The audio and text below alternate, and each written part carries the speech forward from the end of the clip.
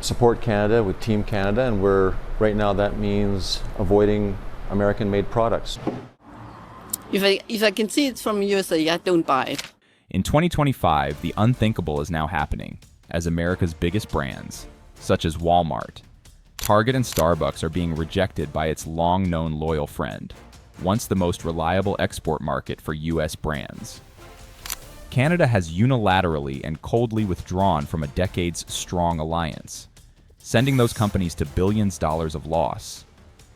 What might be the reason behind this drift away? What these companies won't say and hope you never notice is Canada isn't just rejecting products, it's rejecting a version of America's failed promise. In this video, we'll explore 10 American brands collapsing as Canada boycotts U.S. products. This is the downturn report, where the truth gets personal. Number 1, Walmart. No one should accept that the United States are not playing according to the trade rules that we have globally. Therefore, the richest retail brand in American history, once called the beating heart of everyday life, was no longer welcome in the country we considered family. It's a hard pill to swallow, but it's happening right now in every corner of Canada. Walmart, with over $600 billion in annual revenue, once held over 400 stores across Canada, more than just a brand. It was a gift from America, and for once, it shaped the daily routine of millions of working-class families in Canada, from city edges to farming towns. Walmart was where Canadians picked up their whole week or even monthly groceries, everything needed in one trip alone, at the most affordable price that doesn't hurt their wallet. But from 2023, those sweet memories began to fade. 8 Walmart stores have now shuttered across smaller Canadian towns like Calgary's outskirts, St. John, and rural Alberta. The number might not shock you, but the reason behind it definitely will touch your heart. We always talk about economic collapse, but never emotional rejection. Canadians didn't riot and chant. They simply stopped showing up, quietly but decisively. I shop local. Not Walmart has become a kind of shared whisper heard in farmers markets, on neighborhood forums, even in classrooms, as if the whole nation has agreed to stop believing in America. Walmart no longer felt like part of their lives, but an outsider feeding off it. But behind that shift is something deeper, something painful. Have you ever wondered, since when the relationship between Canada and the U.S. became so curdled for decades? Canadians welcomed American brands into their homes because they trusted the American promise: fairness, opportunity, community. But that promise in their eyes began to rot. Walmart became the symbol of that erosion. The low wages, the massive profits shipped elsewhere, the shuttered stores in small towns left with no alternatives. Many Canadians now see Walmart not as a neighbor, but as a visitor who came only for the money, and left when it no longer flowed fast enough. One customer from Ontario said, "They say we're partners, but would a partner leave you in the cold just because your pockets aren't as full?" It's the small ways we can protest as consumers. A lot of people are trying to express their anger, their feeling of betrayal by the United States. Maybe Canadians see it as a sense of betrayal, not just about a store closing, but about a deeper break. A realization that maybe, to some American corporations, loyalty is one-sided, profit is all that matters, and if even Canada, the gentle, polite, familiar Canada, is quietly turning away, then something is cracking in the foundation. What changed? Perhaps it's the realization that the promise of low prices always was never really about people. And in this age, people are beginning to choose presence over price, memory over margins. They want to be understood. So at that point, Canadians are no longer just shopping, they're voting with their footsteps. The message is echoing far beyond their borders. Now, Americans are asking, if even our oldest ally no longer believes in our dream, what are we still holding on to? And as Walmart retreats, another once iconic symbol of American comfort is starting to slip away too. Let's turn to Target. Number 2, Target. When I go to the grocery store, purchase Canadian items or Mexican items, anything other than the United States. 133 stores open, $2 billion lost, cannot survive more than 2 years. That was Target's bitter fall down in Canada, leaving behind nothing but empty shelves and a bruised national memory: Target. A name once synonymous with clean aisles, chic on a budget, and that familiar red bullseye that made suburban Americans feel at home. But when it crossed the northern border in 2013, Canada welcomed it with cautious optimism. People were excited at that time because finally, a slice of American style and convenience stepped into their stereotype life. But just a few years later, it was gone. Completely gone. And to this day, Target has never returned. The failure wasn't just operational, but mainly because Target failed at emotional. Canadians didn't reject Target because they hate it. Target got rejected there simply because it felt misunderstood and taken for granted. Then we have products with the Canadian logo. Our warehouse shifted gears very quickly, looking for regional products from Canada and also from other countries outside the United States. Target didn't do its homework. Shelves were half stocked. Prices were higher than in the U.S. But most painful of all, the quality was lower. Canadians quickly sensed that what they were getting was the discounted version of the American discount store. Less respect, less care, less connection. And when that realization set in, the mood shifted from disappointment to insult. A retail worker in Manitoba shared in a local forum, "We were excited for Target, we gave them a chance, but they gave us leftovers. We're not just another market to experiment on." What remained after the withdrawal was a collective lesson. And that lesson keeps resurfacing in today's backlash against other U.S. brands. Canadians don't want to be treated like a test zone. They want to be respected. Blogs, Reddit threads, even consumer behavior textbooks now reference the Target collapse as a textbook case of cultural misalignment. A brand that spoke English but didn't speak value. That brought products but never learned the priorities of the people it tried to sell to. And maybe this is what's most haunting. Target didn't just fail. It confirmed a growing suspicion that American brands believe their image alone is enough, even when the substance doesn't follow. They believe packaging can replace presence, and expansion matters more than empathy. In the aftermath, Canadian consumers became more guarded. Their trust, once extended easily, now must be earned inch by inch. So when Americans see beloved brands fading quietly across the border, they're left wondering, was it a bad strategy or a warning that we are no longer being truly welcomed, and as Target fades into memory? The next story unfolds, this time with a brand tied not just to style but to childhood comfort. Number 3, CocaCola. Yeah, I'm definitely supporting Canada, not going to Costco, no Amazon. People across the whole world still drink Coca-Cola, but maybe soon. The sound of opening a Coke will longer be heard in Canada anymore. Something once unthinkable is quietly happening in Canada right now. Coca-Cola, the drink that used to unite generations, is being pushed aside by the very people it once enchanted. In 2024, internal reports show the brand lost nearly 9% of its market share nationwide. What is even more startling is, according to the Canadian Consumer Survey, 62% of Gen Z and millennials no longer see Coca-Cola as their go-to drink. For them, the fizz doesn't mean fun anymore. It became artificial, outdated, disconnected. This quiet evolution speaks louder than any campaign. At its height, Coke was more than a beverage. It was a memory. It was the snap of the can at family picnics, the red cooler at road trip stops, the clink of glass bottles on the porch. But today's consumers, especially the younger ones, aren't buying nostalgia, they're buying meaning. And they're finding none of it in a sugary, chemically loaded symbol of yesterday. The root of the issue isn't just health trends, but about cultural drift. As Canada redefines what matters, sustainability, transparency, mindfulness, Coca-Cola feels frozen in time. A polished product from another era, one that no longer listens, no longer adapts, and no longer feels like it belongs. A 28-year-old from Toronto shared on Reddit, "I grew up with Coca-Cola on every holiday. But now, I look at it and just see a brand clinging to a dream we don't believe in anymore. I drink oat milk and kombucha now. This is the heartbreak of Coca-Cola's Canadian decline. It's not a rejection of taste, it's a rejection of trust. And that trust is hard to rebuild when your brand is seen not as part of the table, but as the megacorp behind it. The phrase 'I don't drink symbols, I drink values' is now more than a slogan. It's a quiet manifesto, growing louder in Canadian cafes, college dorms, and kitchen tables. Coca-Cola still markets happiness, but Canada's youth are asking, happiness for whom, for what? And if even Coca-Cola is fading from the fabric, How many more memories are dissolving in silence now? We move from sweet memories to salty staples. The next brand once sat on every Canadian road corner. Let's talk about McDonald's. Number 4, McDonald's. What happens when a brand once treated like America's second flag begins vanishing from its oldest ally's streets without a single protest? McDonald's was never just about food. It was where childhood birthdays happened, where tired workers grabbed their first bite after a long shift, where fries meant comfort, not calories.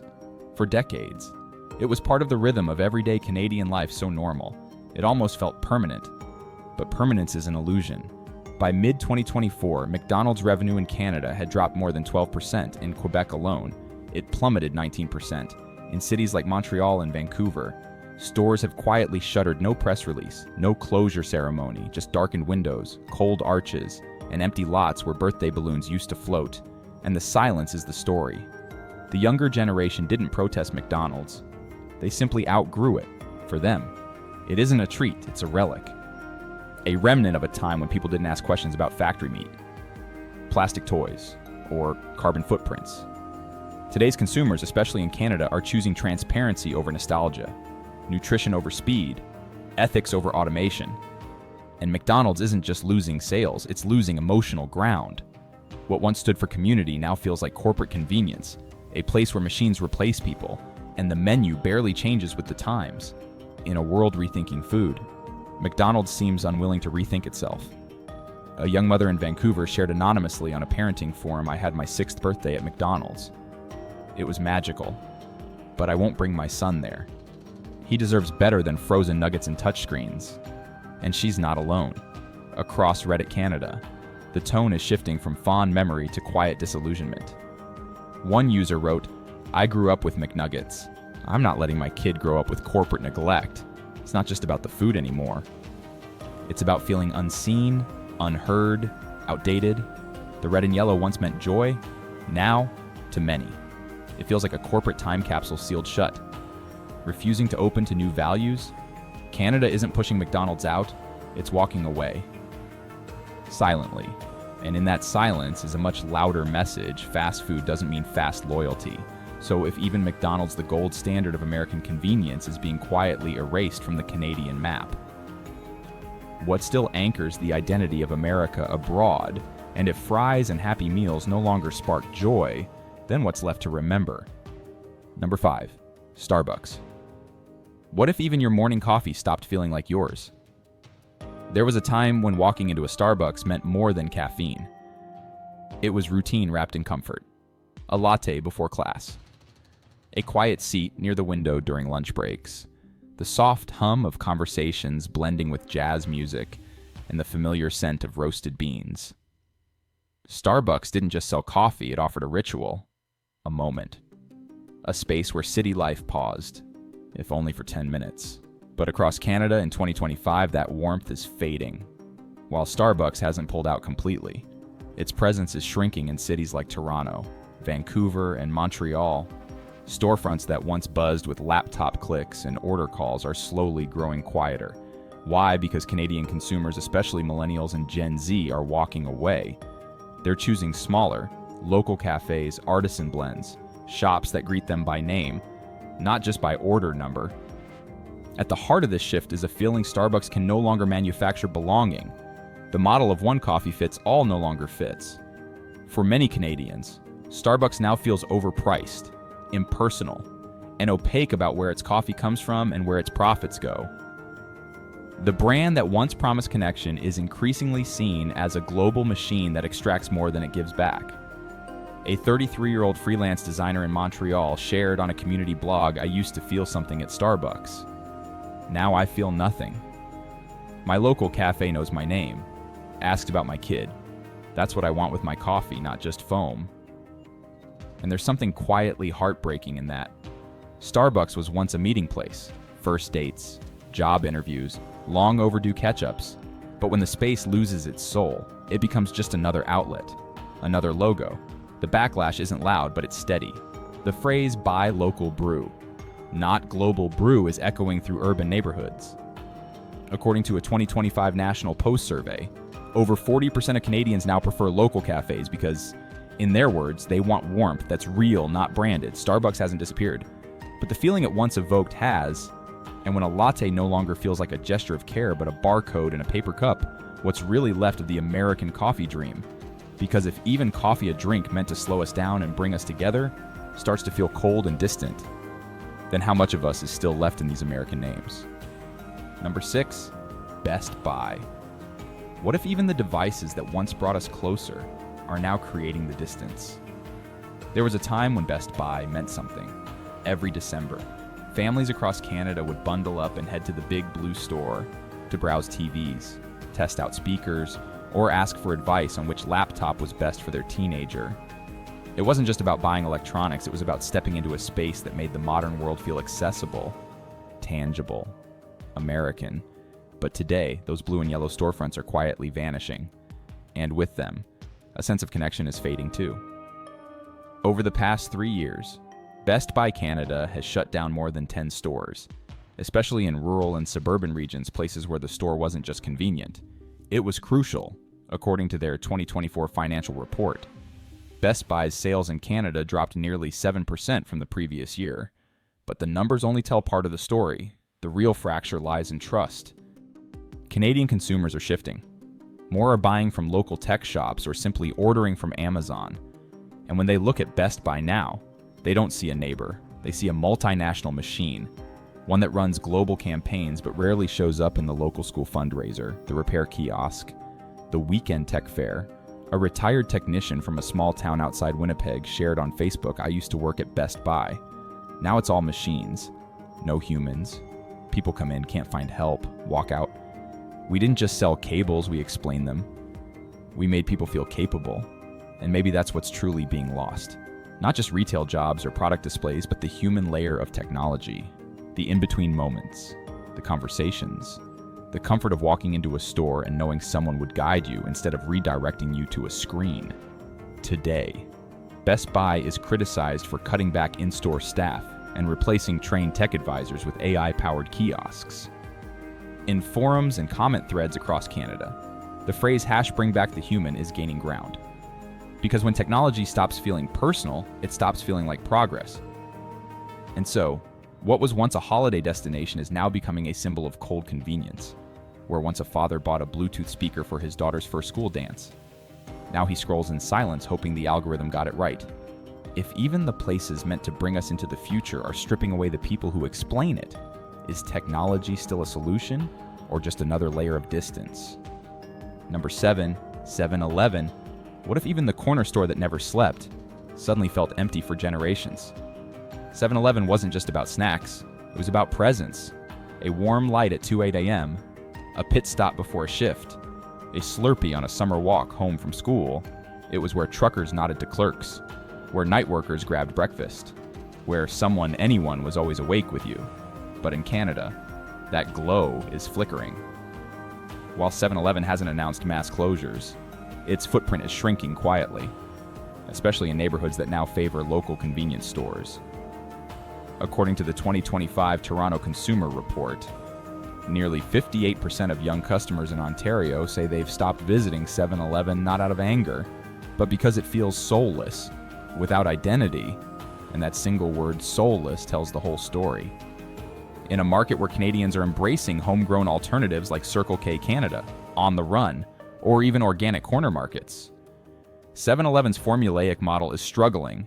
The shelves may be stocked, but the experience feels scripted, predictable, impersonal. People aren't just buying gum and energy drinks anymore, they're seeking warmth, recognition, trust. But that's hard to find in a store where hot dogs spin under fluorescent lights and staff turnover is high. One Reddit user from Ottawa wrote, "I just want to smile, not a robot cashier asking me to tap." The deeper issue is not speed, but substance. 7-Eleven has become a symbol of what many Canadians now resist: the American-style standardization of quick consumption, ready-to-eat meals with unclear origins, generic packaging, minimal transparency. And it's not just about food, it's about space. A space that once felt like a soft landing between life's rushes now feels like an airport hallway, designed for movement, not meaning. A delivery driver in Mississauga shared anonymously, "I used to grab coffee at 7-Eleven every night after work." Now I go to a local corner shop. The coffee's not better, but the guy behind the counter knows I just got off a 10-hour shift. That matters. It does. Because when even the fast moments in our lives no longer feel human, when the places built for pause become places of cold efficiency, then convenience stops being a comfort and starts becoming a kind of exile. If 7-Eleven, the symbol of always open, no longer opens any emotional doors, are we really moving faster or just further apart? Number 8, PepsiCo. What does it mean when even a Pepsi, once the sparkle of every family dinner, starts feeling like a stranger? There was a time when Pepsi was joy in a glass, the hiss of the can before dinner, the fizz that danced in your throat during birthday parties, barbecues, road trips. Pepsi wasn't just a drink, it was how generations marked moments of togetherness, comfort, youth. But that sparkle is dimming in Canada. According to Nielsen Canada, 2024 PepsiCo has lost more than 8.2% of its market share in provinces like Quebec and British Columbia. Not just Lay's or Gatorade. Pepsi itself is quietly being replaced in fridges by healthier, locally bottled alternatives. Even major retailers are cutting shelf space, giving preference to regional brands that speak to today's values: transparency, health, and responsibility. Younger Canadians and middle-income families are turning away not out of dislike, but because Pepsi now feels like an echo of another time, one that isn't listening anymore. A 40-year-old teacher in Victoria said, "We used to have Pepsi at every Sunday dinner, but now I can't give it to my daughter without wondering how much sugar, how many chemicals, how little care," and on health-focused forums. The phrase "Pepsi is for the past" is appearing more often, not out of hate, but out of quiet heartbreak. If even Pepsi, the drink that once united tables, no longer fits the taste of today's families, maybe what's disappearing isn't just a beverage, maybe it's the very idea of shared joy. Bottled. Number 9, Nike. What if the shoes that once meant power, purpose, and personal triumph no longer fit the story for many Canadians, especially those growing up in the late 90s and early 2000s? Owning that first pair of Nike sneakers meant something. It was a statement, a fresh start, a personal win, whether on the court, at school, or just for showing up. Nike wasn't just a logo, it was identity stitched into the soul. But in 2025, that narrative is shifting, and fast. According to Retail Scan Canada, Nike's sales have dropped by 6.5% nationwide, with the sharpest declines among 18-35-year-olds. This isn't about performance or style, it's about principle. More young Canadians are walking away from global fashion giants and toward brands that feel rooted local, sustainable, and ethically produced. Some choose Canadian-made shoes like Native, others embrace secondhand to shrink their carbon footprint. At the heart of this quiet rebellion is a question: who made these shoes and under what conditions? Nike, once the symbol of cool, is now being reevaluated in fashion forums and eco-conscious threads. The phrase cool means clean now. Not just famous is spreading. Gen Z isn't boycotting, they're just disengaging. One step at a time. A 22-year-old in Toronto said, "I wore Nike my whole life, but now I want what I wear to reflect what I believe." And when flagship stores sit half empty in urban malls, it's more than a drop in foot traffic. It's a signal that silence from a brand is louder than any slogan. Number 10, Walgreens. What if even buying medicine started to feel impersonal for years? The image of the 24/7 drugstore was one of quiet reassurance, a place where you could grab cough syrup at midnight, aspirin for your parents, diapers for your newborn, or bandages for a scraped knee. Walgreens, through its ownership of Rexall and other alliances, brought a slice of that American always available comfort to parts of Canada. But today, that comfort is wearing thin.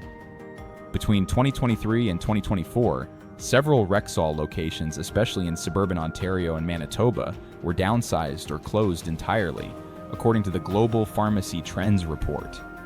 While Walgreens never had the same dominance in Canada as it does in the U.S., its presence now feels more distant than ever. The reason isn't just competition, it's connection. More Canadians are choosing independent pharmacies where pharmacists know their names, remember their conditions, and offer advice that doesn't feel scripted. Walgreens, in contrast, is increasingly viewed as a medical chain, not medical care. The shelves are full, but the eyes are missing. A QR code replaces conversation. A loyalty app replaces trust. One elderly woman in Ontario said, "I used to feel seen, now I feel scanned," on Canadian health forums. The phrase "don't scan me" Talk to Me has gained traction, a quiet protest against healthcare that forgets the human, if even buying medication becomes a cold transaction. What remains of compassion in a society built on care, and as Walgreens fades, so too does the feeling that someone, somewhere, is watching over us. Canada didn't raise signs, they didn't shout, they simply stopped buying, and that silence is louder than any protest. These aren't just 10 brands in retreat, they are fragments of memory, of comfort, of a version of America we once trusted. Each faded logo is a chapter closing not just in retail, but in how we once connected through everyday rituals. And now, as our oldest friend turns away without a word, we're left to wonder if even they no longer believe in what we offer. Then what part of us is truly left to believe in?